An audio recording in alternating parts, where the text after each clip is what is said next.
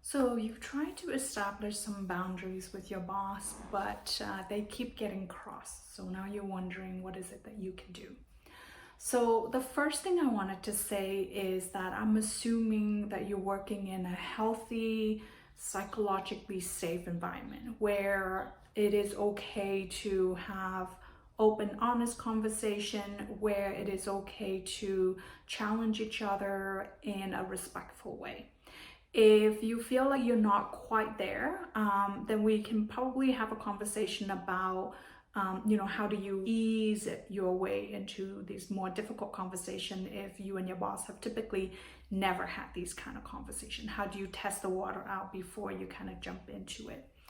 Or if you test the water out and you have suffered some consequences where you're like, nope, this is not a safe place for me to do this, it's not welcome, then it's a different strategy that we need to talk about, right? So reach out to us. We can talk about how do you protect yourself in an environment like that, and potentially even talk about how do you have an exit strategy so that you can move to a workplace where this kind of conversation is welcome and okay.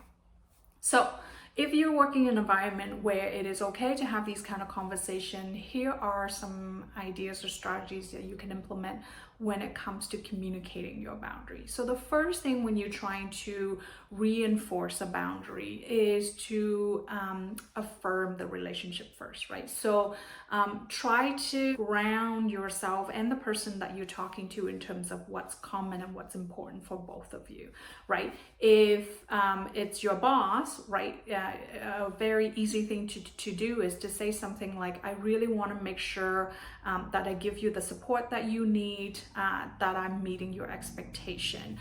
But I also wanted to make sure that I do that in a way that's sustainable. So start with a common ground, affirm the relationship. What is it that you're trying to do? Then communicate the boundary in the sense of what's okay and what's not okay with you, right? So because when people violate boundaries in the workplace, there's usually a need that are being unmet. So they need information, they need to get a hold of you, they need to communicate, or they need to consult you on something. So what is okay with you? What is a way that they can do that? That's okay with you. If this way that they've been doing it is not okay with you, help them understand what are some of the options. Invite ideas from them. What else do they think could work here, right? So this is about co-creating something instead of saying, no, you can't do this to me anymore, right? Like it's more about collaboration and brainstorming what would work here. Then think about a consequence that you can communicate, right? So if they continue to do the things that you have said it's not okay with you, what is the consequence that is within your control that you could do, right? So if they continue to text message you in the middle of the night expecting an answer, perhaps one thing that you could do is put your phone on do not disturb mode so you don't see any messages that comes through between, I don't know, 8 p.m. and 7 a.m. I do that, right? Like my phone goes on do not disturb mode from about 9 p.m. until 6 a.m. in the morning. So that way, certain people like my husband, my parents, are the messages that can, or the calls that can come through. Other than that, no one else can come through. So that's just a way for me to like protect my mental space after hours.